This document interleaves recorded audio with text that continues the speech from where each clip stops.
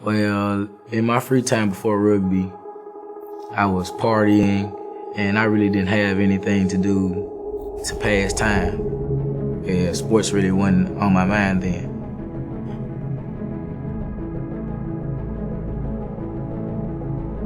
Memphis, if you look, stats show that Memphis is top 5 in poverty, top 5 in crime, top 5 in just things that could be prevented if kids had a place to go and people that loved them.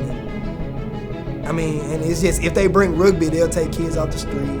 I'm a witness because, I'm not the richest guy in the world. I had worked for everything I did, break yards, carry my grandma lawnmower around. I was very less fortunate at one point. But now, rugby taught me, you gotta be your own man.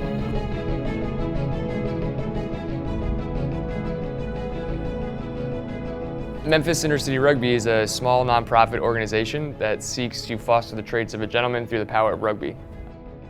We work in primarily low-income communities in the inner city of Memphis, and we seek to leverage the power of a sport that we're very passionate about to help reduce the gap in opportunities that we see for our kids.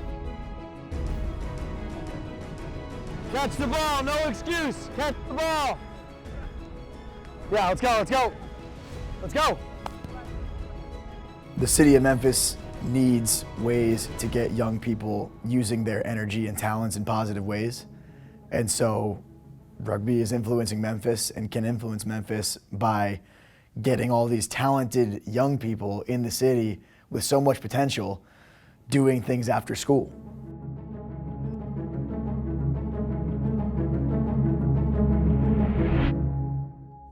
Well, it was kind of hard, because I didn't have a dad at one point, and I was being raised by my grandmother, and she was working. So I was kind of in the, you can say, bad crowd. I did a lot that I regret. I've vandalized houses, beat up people, gang affiliation. Well, the area that I grew up in, it was a lot of violence, a lot of gangs, things like that. Well, back then, I kind of hung out with the wrong crowd.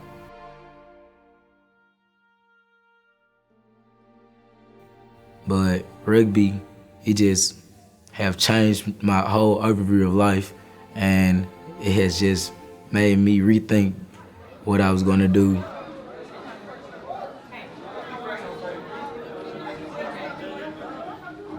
Being a small charter school, we didn't have an opportunity to pursue football, and that was something that we knew a lot of our gentlemen would be interested in, but we just wouldn't have the funds to produce it. Shane approached Dr. Hunter and I about 3.5 years ago and said, we're interested in pursuing rugby.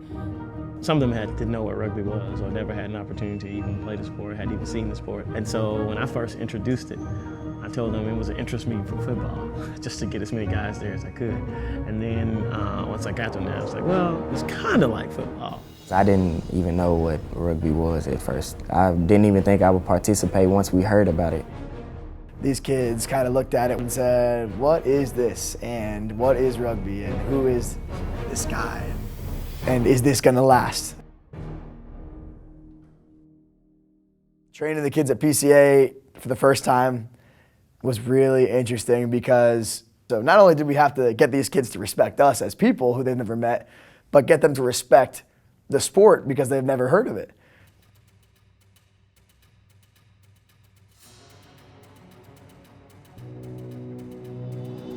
No other team is practicing out here right now in a wet environment. Agree! It's not something that is necessarily easy to do, especially tackling and trying to make sure that you do everything to the T and make sure that you observe the rules that are in place. It's something that you definitely have to work at while also trying to make your game better. I definitely had to put in a lot of hours and work because if I didn't, I wouldn't be nowhere near where I am now. So yeah, it's definitely took a lot of hard work. The things we require them to do are not just on the rugby field. We require them to act like a gentleman or a lady in the classroom. And not every kid can just get good grades. So for those students, we require them to improve. and show improvement or show dedication to improvement. And so that's how we live right up to our mission statement through a sport.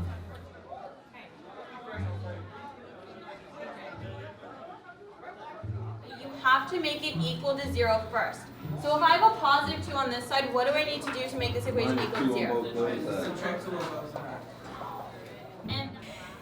I know probably Keon the best because he spends the most time with me after school and tutoring.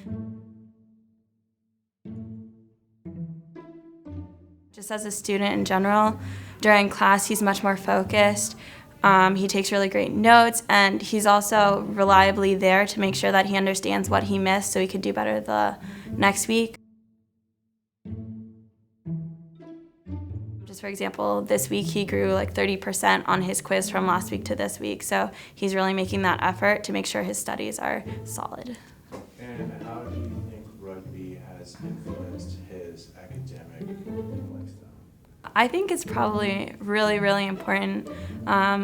To play rugby, you have to have a certain GPA, you have to be doing well in all of your classes. And I feel like that probably gives him that extra push he needs to make sure that he's turning in all of his homework, he's completing all of his projects and homework assignments, and that he's coming into tutoring. You know, I trust him, he's so responsible. And I never knew him before he played rugby, but if all of those traits are coming through because he's on this team, then that's awesome, especially if it's keeping him, you know, staying focused in the classroom. So they're really a unit, and they make sure that they're looking after each other and that everyone's where they need to be in order to, you know, be able to play. It's great because I can count on, like, if Chad doesn't show up to tutoring, they'll be like, I'm gonna go get him.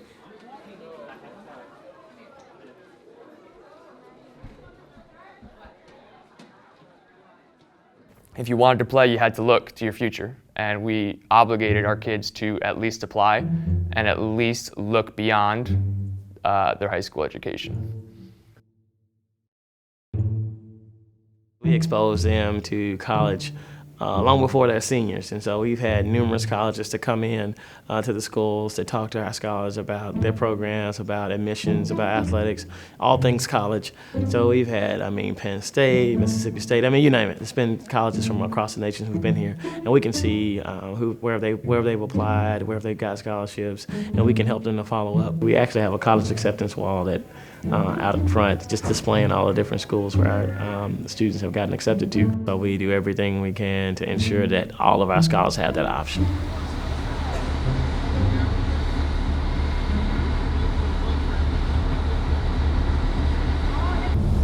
We're going to the state championship right now in Murfreesboro, Tennessee, about to compete against the champions and runner-ups from each of the 3 conferences in Tennessee.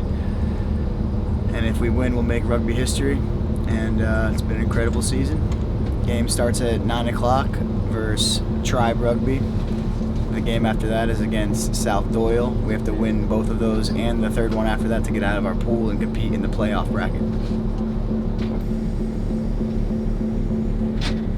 This team has been together. We haven't lost a player for 3 years. We're the only team like that, and so it's real special because we started as a group of freshmen and sophomores, and going over as a group of young men, juniors and seniors, is an incredible story as it is, let alone we are the first predominantly African-American rugby team to make it this far, and making history would be incredible today, playing against schools that are a lot of private schools, a lot of schools that don't have to face the same challenges that our players do, and it's a real special opportunity for us, and we've been thinking about it and dreaming about it for 3 years coming, so.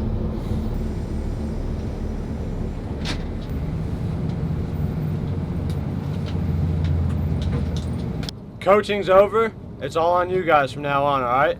So think about what you're gonna do. You all know how to play this game like men, so go out here and play like champions, all right? Bro, no, my shoes came out. 25 minutes, we're playing Tribe, and then after that, 10:30, we're playing that team right there. And guys, let's just be very honest, that's the team that we have to beat to get the championship, okay? So let's focus on winning the game in front of us. Don't be looking at them, guys. They're gonna be looking at you, getting intimidated when you're warming up. Let's go. Good, TJ. Good, hey. Oh, yeah.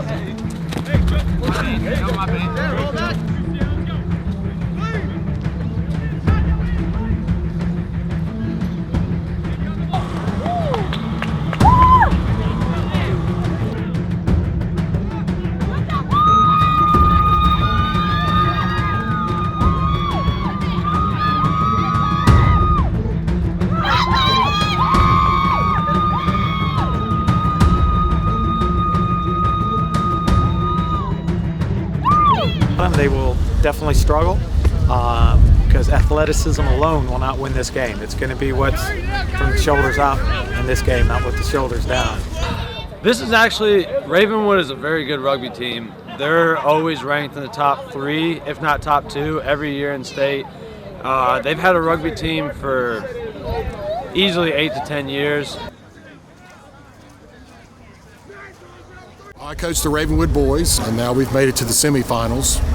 So a lot of our guys have been playing since middle school, a number of years. That makes a lot of difference. And we played them earlier this year. It was a close game. It was 21-21, 3 tries, 3 converted tries, and it was an overtime drop kick win and sudden death. So we know we're up against a really good opponent here. And that's a semifinal match, so whoever wins advances to the gold and silver match. Whoever loses goes to third place, which is for the bronze. I mean, racism is a factor, but you know, we deal with those things. We're not going to make it a problem because we know that we have a big chance of winning the state championship, and we know that they're going to, try to provoke us and do things to keep us from winning the championship.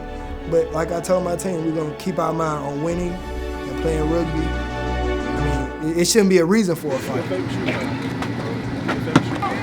As we got closer to today, we realized it wasn't so much the cold that we had to prepare for, it was going to be the rain. And so we prepared them for the game by getting the balls wet, having them play in sloppy conditions. It's about as wet as it gets out here. The field is a swimming pool. It becomes an equalizer for more athletic teams to sort of bring their game up. They're going to try to draw us in. We're going to try to make it so that it takes 3 of our guys to bring their 1 guy down. We'll be done. We'll be done. Let's get through it. Let's get through it. Let's go. Let's go. Let's rugby out there. 1, 2, 3.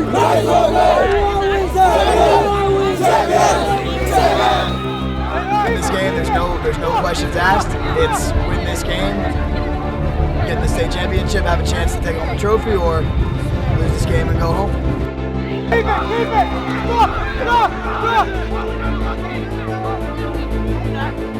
Come on, Ace! Let's go!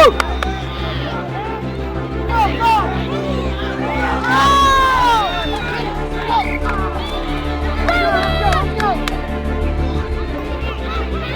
Ball on it!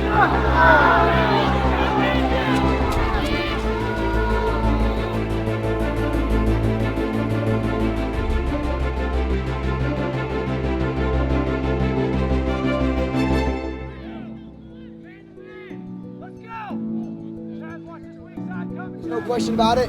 That's a good team. And guys, listen to this. After halftime, you didn't get scored against. There was a fluke at the end of the game with that kick. This way, buddy. We're not playing right now. Okay? And that was a score, but as far as I'm concerned, you shut them down in the second half. And you didn't get the result you wanted. Now, do you let it get to you to the point where you can't do anything the rest of the day? Or do you rise up and make the people who brought you here proud? Make the people who came here to support you proud?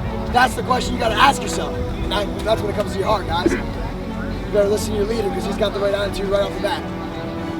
I love y'all. Yeah, but y'all can't say that we just easy. We lost fair and square. So take y'all in. Proud of you guys. You got sweaters, blankets, and new socks coming. Break it down. You can go get some of that stuff on in just a moment. Who are we, man? Champions! Still champions, man. Who are we? Champions! Let's get it. Nice rugby on 3. 1, 2, 3. Nice rugby! Usually when we lose, like we only had 1 loss of the season, and that loss, we still make excuses for that game to this day.